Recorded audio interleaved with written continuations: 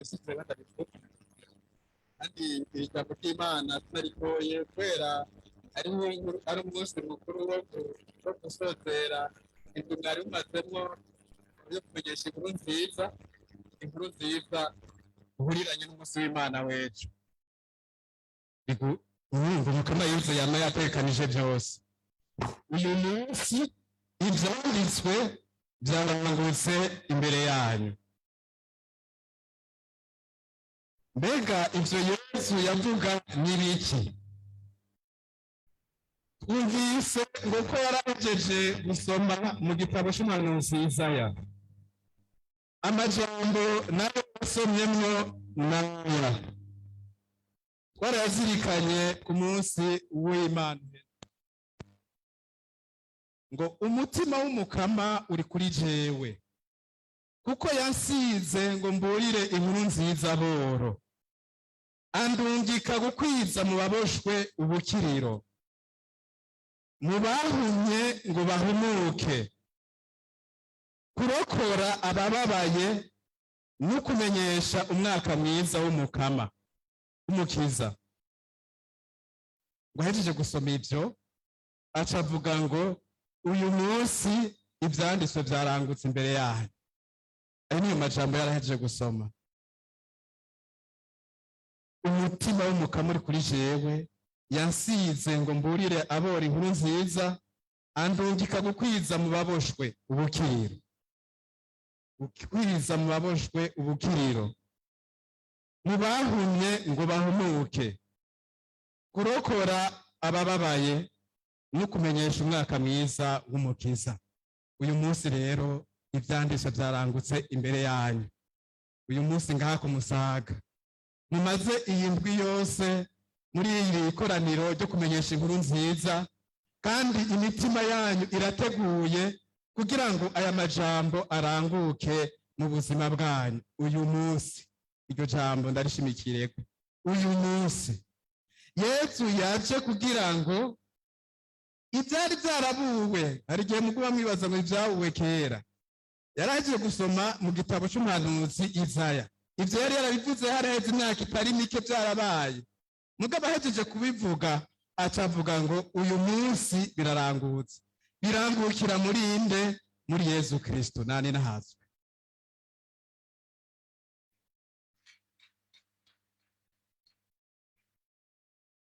Uyu munsi rero ijambo ngenderwako, va hasi utore uburiri wigendere ugendagende, ni naryo ryari ryo shimikiro y'iri koraniro ryo kumenyesha inkuru nziza. Uyu munsi ivyo vyanditswe biraranguka kandi byaratanguye kuranguka.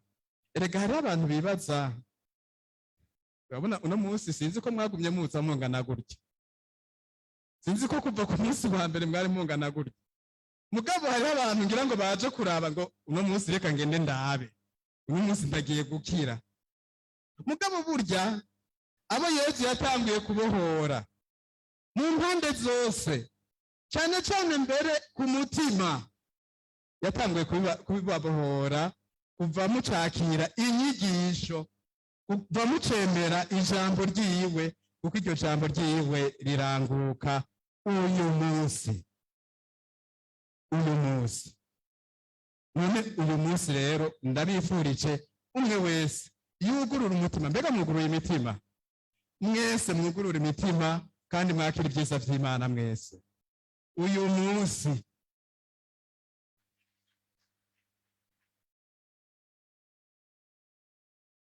muti mbega ivyo vyiza vy'Imana nibiye? Hari uca ashoka abona ngo singira akazi, ngo ndagwaye umusonga, ngo nta mafaranga afise, ngo no munsi nta imifuko yuzuye. Ivyo sivyo Yesu aherako, kandi ivyo sivyo hangiro ryo gukira kwa Yesu. Kandi arabigira. Mugabo icambere ashaka sico, uko twavyumvise mwibaruwa umutumwa Pawulo mwerandandikira abanyakorinto wazirikanye ngo nimurondere ingabirano iheta izindi. Uyu munsi icyo ashaka ubwa mbere ni uko ubohoka ku mutima kandi ubohoka no mu migenzo yawe. Ntimucurike ibintu ngo mutangure gusaba kubohoka ku mubiri n'ibibukene n'ibiki, banza musabe umukama abohora imitima yabo. Ngo yaje yasizwe kugira ngo aburire inkuru nziza aboro, ababoshwe babohoke. Uyu munsi Yesu atubohore urwango. Uyu munsi uko urashobora kuza baje gusaba, mugabo ukabuzi yuko ufise ikintu kikuboshe na mugenzi wawe. Uyu munsi Yesu abaza kubohora urwango. Urondere ingabirano y'agaheta yo kurekurira mugenzi wawe. Erega hariho abantu bashobora kubana kandi abo bantu bakankana urunuka. Jewe ndaza abantu by'ukuri babana kandi ari abakirisu kandi bari imbere. Mugabo narigeze kumva umwe ambarira ati ariko turaganira, aca ambwira ngo jewe aho kandi tuba tuvuye mu misa, ngo jewe ngo naka ngo igihe nusanga yagiye mu ijuru ngo jewe nzoca ndarivamwo. Mwumvirize ubwo rwango. Tuba tuvuye mu isengero mu misa, abo bantu barabana ngo jewe ni ukuvuga abavuze iki, jewe nopfuma mba mu muriro hako twabona mu ijuru, niko yavuze. Erega n'abantu baboshwe. Uwo muntu mwumva uko kuboha kwiwe, wumva ukubohoka umukama mubohoye bitosumba kumubohora ingwara yaragwaye. Iyo ngwara nimwumva kwiremereye gusumba ubabare bwo ku mubiri. Uyu munsi umukama atubohora urwango. Ikindi kigira kabiri, uyu munsi umukama atubohore ubuhakanyi, aduhe ukwemera gushitse.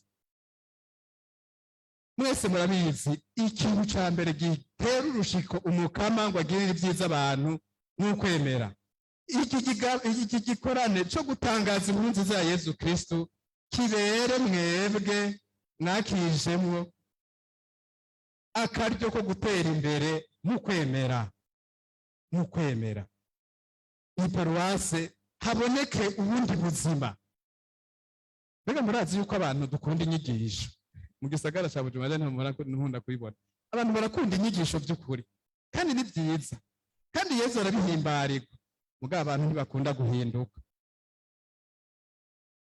Ukuri baravuga ngo hari inyigisho, nk'ubu ndazi mutaha nimwabona ivyo mukama Yesu ngo hari ibintu ngo byari biryoshe, ngo hari inyigisho, mugo ukaraba mbega hahinduka bangahe, bahinduka gute? None rwanko ko rubandanya, none bwabuhakanyi ko bubandanya, none ko kandi bugirwa na babandi nyene twahora dusangira igisabisho, twahora dusenga. Uyu munsi umukama bongereza ukwemera. Ico kirahambaye kandi nico jewe nshira imbere mu gusaba, nico ndobasabira, kuko n'ibindi byiza byose muca mubigabana. Uyu munsi umukama Yesu iri jambo rivuze ngo abohore imiryango, abohore imiryango, abohore ababyeyi n'abana, abohore ababyeyi imiryango abubatse serugo na inarugo batacumvikana. Aho niho Yesu ashaka guhera. Abohore ingo zacu, abohore ibibondo byacu, abibohore ukunywa ibiyayuramutwe. Uyu munsi Yesu yacu, mbega uremera yuko azakugukiza? Uremera ko akubohora gushika ngaho? Mbega uremera ko yohera ngaho nyene? Nibibe nk'uko byifuza.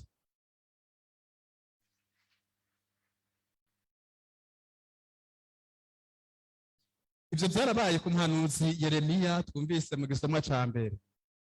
Yeremiya iryo zina risigura Imana irakirurutsa, Imana irashira habona, Imana irakuza. Uyu munsi umukama agukize nawe, ucike Yeremiya wuno munsi agukuze. Yeremiya yari umuhanuzi, mugabo naho yamukujije, Imana iragukuza kandi ikakugira urutare nk'uko yabimwemereye. Mugabo ntikikubuza yuko umugendera mu bigoye kandi ukabitsinda kuko ufise ububasha n'ubukomezi bw'umukama. Yeremiya rero yari umuhanuzi yaranzwe mbere uri kuraraba mu gitabo ciwe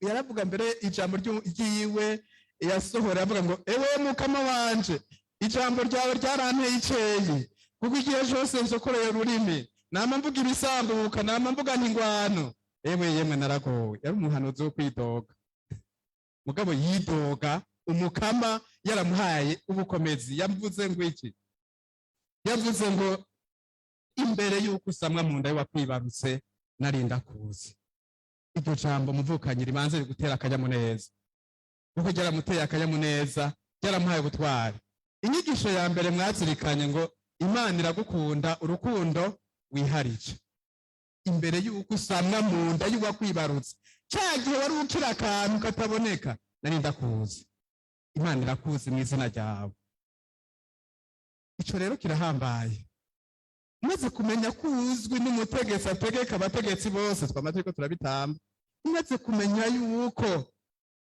ushimikiye kumukama kandi ategeka abategetsi bose iryo jambo rirakuremesha rirasubira kukubohora rirasubira kukurema kundi gushasha kandi ukamenya yuko uko uri kose mu byo urimo byose uko usa kose izuru ufise canke umugambo urimo umukama gukunda urukundo wiharije kandi nta karanga gasumbako nawe twogira uburamwa muntu ijana akaranga muntu ka mbere ukeneye nako kumenya ko umukama gukunda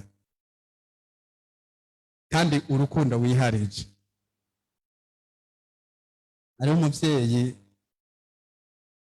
yigeze gutanga témoignage aryohererewe abana nk'uko Imana nayo yoryoherwa n'abana bayo tanga témoignage ingene aryohewe n'abana biwe bane iyo témoignage yarandyoheye kuko yerekana urukundo rw'Imana ikunda umuntu umwe wese n'izina ryiwe atari nimero kandi muzi iyo muvyeyi yatubwiye ngo James yatubwiye bari babiri yari umugabo n'umugore ariko baratanga témoignage twebwe dufise abana babiri bane turabakunda rwose atatangura kudonda ahereye ku wa mbere umwana wa mbere ngo ni umwana ngo turamukunda ngo ni umwana ngo w'urukundo rwose ngo afise urukundo rw'agatangaza ngo muhira naho hoba hariho imishwano uwundi yama yerekana urukundo ati mbere aritwararika n'abashitsi baje ati niyo tugiye ku kazi aratubaza ngo mbega ko mugiye atana kimwe musize nihaza umushitsi nza kumuha iki aca avuga ngo uwo mwana turamukunda cyane kuruta abandi ati uwa kabiri ati ni umwana ari responsable azi gutunganya ibyo mu rugo ati twebwe turashobora kuba twariye isahani tugaterera hariya ati turashobora kuba dufise firigo igapfa ntitunabimenye ati uyo mwana asanzwe afise n'ingabirano yo kuza arakora utuntu kandi akadutunganya neza amatara yacitse canke itara ryapfuye ntitwirirwa turarondera uza kurishiraho ni umwana ari responsable aritwareka ivyo mu rugo ngo uyo mwana turamukunda cane gusumvya abandi ngugira gatatu ngo ni umwana ngo azi kuremesha mu bihe bigoye kandi agatanga akanyamuneza ngo iyo dutashe ngo naho twaba twarushe ngo twese turiko turiganyira ngo ibibazo bigomba bibe ngo tubona bitatonze neza ngo aradutera inkuru twese ngo tukaja dutwenga ngo muhara akaca agaruka mu rugo ngo uyo mwana turamukunda cane gusumvya abandi bose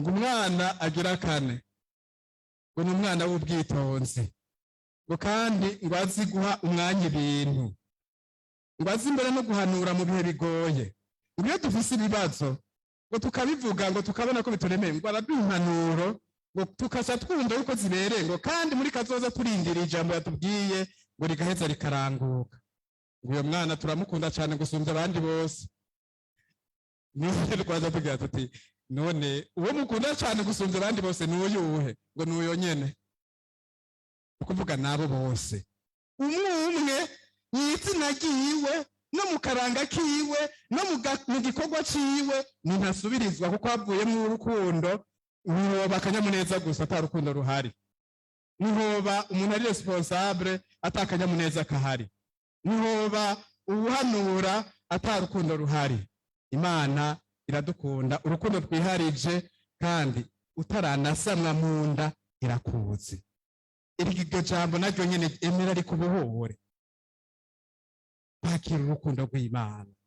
Naho nogira ngo naho novuga indimi ntafise urukundo ngo nimurondere ingabirano y'agaheta. Mubohoke muronke urukundo rw'Imana, nimuronke urukundo rw'Imana. Ibyo rero nibitaboneka, ibyo rero Mukama yarabigiriye umuhanuzi Yeremiya, kuko naho harageze igihe mbere yidoga abwira Umukama ati jewe umunsi navutse urakazimangana no mu bitabo, umunsi mama yavuga ngo zosama imbayi urakazimangana, kubera yararembejwe kuko Mukama yamugabishije aramubwira n'amakuba bizohura. Mugabo Mukama yamuhaye ubukomezi, yavuze ati ariko ntibazoshobora kugutsinda kuko ndi kumwe nawe nkaba umuvunyi wawe. Kuko ndi kumwe nawe kandi nkaba umuvunyi wawe. Umukama ari kumwe nawe kandi n'umuvunyi wawe. Ibyo rero Yezu yarabikoze, byararangutse cyane muri Yezu Kristo, kuko ukubohora imitima yaboshwe yarabigize. Yarabohoye wa mukenyezi w'umucumuzi umwe yinjira mu nzu kwa Simoni, umwe bose bagira bati turabe ingene aza guhinjira, aratobora inzira arinjira, arashika hagati y'ishengero, arashikira Yezu, arunama, ararira, amosoza yakorera ku birenge vya Yezu, amwanaguza imishatsi yiwe. Abantu mu mitima yiwe bakavuga ngo yaba yarazi ujya mukora ingene aramucumutsi, ngo yari kumenya ngo n'uwariwe uwari karamuririra, ngo yari kumenya ko ari umucumuzi. Bose bari bamuhaye ikashe, ikidodo ciwe burya n'umucumuzi, n'izina ryiwe ryari ryarazimanganye n'umucumuzi. Yesu aramukiza, aramubohora, araheza aravuga ati uwerekanye urukundo rwinshi ababarirwa ibicumuro byinshi, uyu munsi ni wewe. Umutima yarabubohoye uwo muntu. Yesu yarabohoye ubuhumyi. Yaramanutse i Yeriko mu gisagara cyo hasi cyane, asanganirwa n'impumyi, asanganirwa na Zake. Abo bose bari bafise ubumuga. Umwe yari impumyi, Zake nawe yari afise ubumuga bwo kuba mugufi. Mugabo amaze gushika i Yeriko yarabwiye Zake ati uyu munsi urukiza rwashitse mu nzi wawe, uyu munsi urabohose. Wa wundi ari umucumuzi w'icese araheza arakira. Uyu munsi ivyanditswe nibiranguke mu buzima bwawe uyu munsi, uko yama bikora. Ivyo rero ndabivuga kuko uko Yesu yarari ico gihe niko ari n'uyu munsi, kandi niko azokwama arakane ntazi ubu n'imyaka yose. Mu ntango nababwiye ubufise umutima muto ni watwara bike. Yesu yarakijije impumyi, yarakijije abagendana ubumuga. Aha ndacavuga ibijanye no ku mutima gusa, yarakijije benshi. Ariko bavyumvise hariho intambamyi, zimubuza gukiza umuntu. Hariho intambamyi. Hari umweranda yari yarose ingabirano yo gusabira abagwayi bagakira. Hanyuma arategerwa umunsi umwe n'impumyi zibiri. Izo mpumyi zimutekereye zimusaba amafaranga ntayo yari afise. Kurya beranda benshi bakomakomeye nta mafaranga bafise kuko baba bafise Imana. Araheza arabwira ati jewe n'amafaranga mfise, mugabo jewe ndabona ico mukeneye gusumba ikindi, reka ndabasabire muhumuke mubone. Ati muravyemeye nkuko muriko muravyemera? Ati turavyemeye. Ati nimubone. Arabasabira baca barabona, baca baragenda, baratambuka baragenda, bashitse mu nzira baca barahagarara, batangura kuganira. Ati yewe erega turagowe, erega ubu turabona. Bagowe nuko babona ngo twari tutunzwe n'ubuhumyi, ngo kuko ariko twasega ngo abantu bakatuha kubera duhumye, ngo none ko ubu tubona ngo tuzosubira gusega baduhe. Baca barasubira inyuma ngo tugende, baca bamwirukako ngo dusubize ubuhumyi bwacu, ngo dusubize ubuhumyi bwacu. Yezu arabona intambara, ngo yarashitse i Nazareti iwabo, abantu ngo bamumenyereye. Ntumenyere Yezu kuko Yezu yamara ugutangaza, bari bamumenyereye. Ashitse i Nazareti ibyo byiza bizanye iwabo ngo ntibabyakira, ngo urya ntitumuzi, ngo si umuhungu wa Yozefu, ngo se wiwe ntitumuzi, ngo bene wabo ntitubazi. Ivyo avuga bikura hehe? Erega Yezu yama yiteguriye gukiza abantu, mugabo asanze umutima umeze nk'uko wugaye, ngo nta n'igitangaro we yahakoreye, ngo kiretse abagwayi bakenyi yahakirije, aca nisubirira mu bandi bantu. Kandi ahandi mu ntara z'abapagani yarahakiriza abantu benshi. Baciye twumva ingene yashavuye, arabasigurira ati nukuri ndatangaye, kandi niko vyane no mu bwuzure bwa kera. Umuhanuzi Elize yarungitswe kwande umupfakazi w'i Sarepta. Hari abantu benshi bashonje, hari kigoye, mugabo umuhanuzi yarungitswe ku muntu aciye bugufi kandi ashobora kumwakira. Elize na Hamani wa Munyasiriya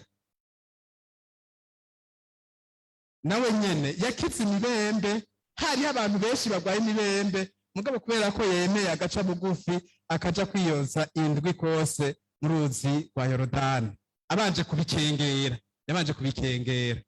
Ngo iwacu nta nzuzi zari zihari. Musukazi niwe yamubwira, none mbega iyo gutumye ibisumbije ntiwari kubikora? None kugenda kwiyoza indwi nivyo bikunaniye, genda ubikore nk'uko bikubariye. Uyu munsi rero nimugamburuke, mwemere mukora ico Yezu ashaka. Ugurura imitima yanyu, kandi ntagire namwe musigariza, ntihagire namwe ubuhumyi ugumya, ngo ubu buhumyi ndabugumije. Emera ashike mu ntimatima y'ubuzima bwawe, agukize uruhumyi rwose.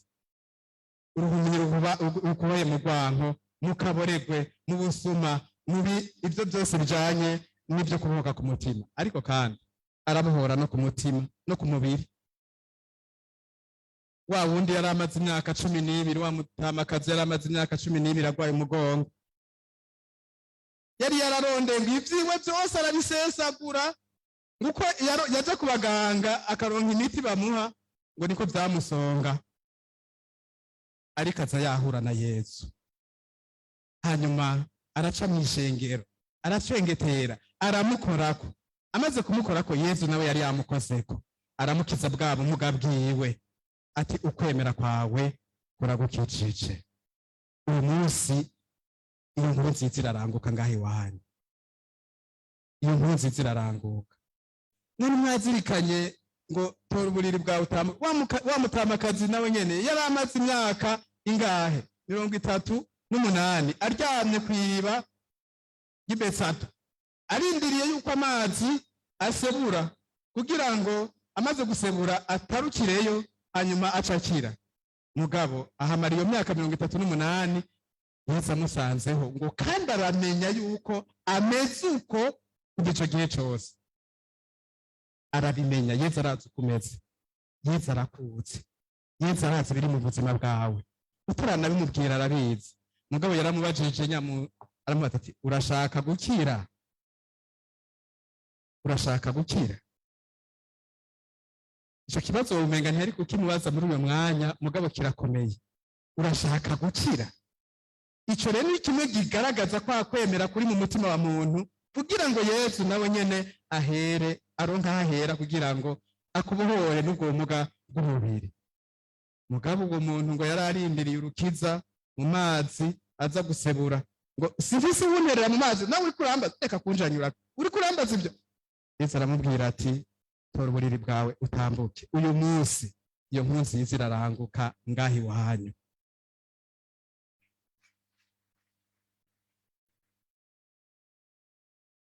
Uyu munsi rero umaze kubohorwa na Yesu, hace haba intambwe shasha, haca haba ukugenda urishongora, haca haba ugutana akanyamuneza, haca haba ugutana amahoro, haca haba ubuzima buhindutse.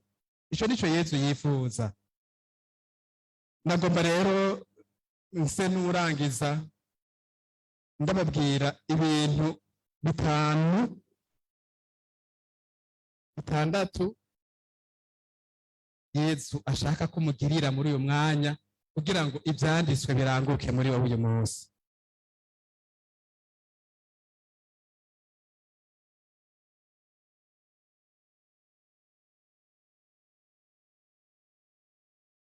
Icambere, kandi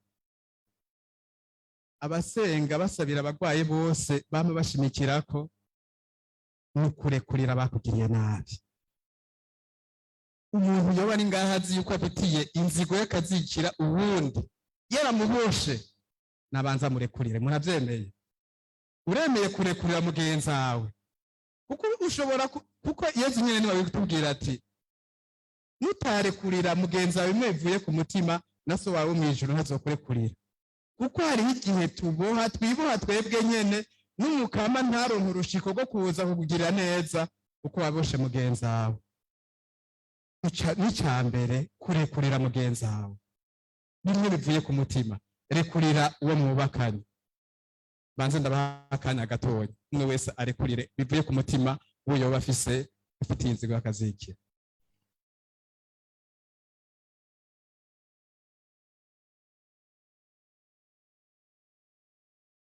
Ntibisaba umwanya muremure. Mwabikoze? Mwabihejeje? Umukama abagirire neza kuko mwuguriye imitima yanyu, kuko mwakuye inzitizi yose. Ikigira kabiri, ugusabira abandi. Banza we wiyibagire, wibuke n'abandi. Kuko umwe wese hari umuririmbyi avuga ngo hari abasenga bisengera. Ushobora gusanga uri gusenga wisenga jewe, ugurura amaso. Umukama arashobora kudakiza wewe cyangwa kutaguha icyo waje kumusaba, mugabo akagiha uwundi mugenzi wawe atari ngaha canke ari kure, cane cane umucumuzi. Gusabira abandi. Ubugira gatatu, ukwigaya no guhinduka. Ukwigaya no guhinduka. Ivyo vyose vyahora bimboheye kure ya Yesu. Ivyo vyose vyahora bimbuza kunywana na Yesu. Ivyo vyose vyahora bimbohera mu buhakanyi. Uyu munsi ndavyigaye kandi ndagaragaje guhinduka kuboneka. Ngiye gutangura intambwe nshasha. Ivyo biratera urushiko Yesu kugira ngo nawe uyu munsi akugirire neza. Ubugira kane, ukwemera. Iki kintu rero Yesu yaragishimikiraho rwose. Umwe yamubajije ngo urashaka gukira? Abandi uremera ko nobishobora? Mbega uremera ko Yesu ashoboye kugukiza? Ico rero umaze kukigira ukuye intambamyi. Erega hari abashoboye ngo ujya bitumuzi, ntitwamumenyereye, ntitwamenyeranye. Aho nagiriye ngasenga yarampaye ivyo namusabye, nagende hiye. Ukwemera uyu munsi ko ari uwiwawe. Uyu munsi umwe wese avuga ati uyu munsi ni gwanje. Ega bivuge uyu munsi ni gwanje. Uyu munsi ukiza ni gwanje. Uyu munsi ndabuka ku mutima no ku mubiri. Umukama arangura ivyo vyose muri ko muramubwira bikuye ku mutima.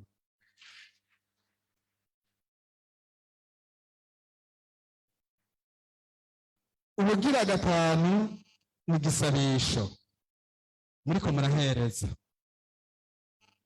Yesu nyene niwe tubwira ati ico cose muzosaba mukoresheje igisabisho kandi mwemera yuko ico musavye muza kukironka nzokibagirira. Kubwa Yesu Kristo umukama wacu. Ubugira gatandatu ndabaragije muvye wacu Bikira Mariya. Ni Bikira Mariya. Bikira Mariya muri kumwe. Nguyo nyoko wawe. Niwamenya mbere no mu gacerere ku mutima wawe kugusabira ivyo ukeneye uyu munsi. Uyu munsi tumwiragize umugabekazi w'ibohoka umugabekazi w'intsinzi zose atubere mu ngoro kugira ngo igikorwa umukama yatanguye ariko arakora n'ubu nyene kibandanye neza. Uyu munsi twese dutahe twishongora turi ntazi umukama kuko azoba yatugiriye neza. Nahezagirwe, ninahazwe, niyubahwe ubu no mu myaka yose. Amen.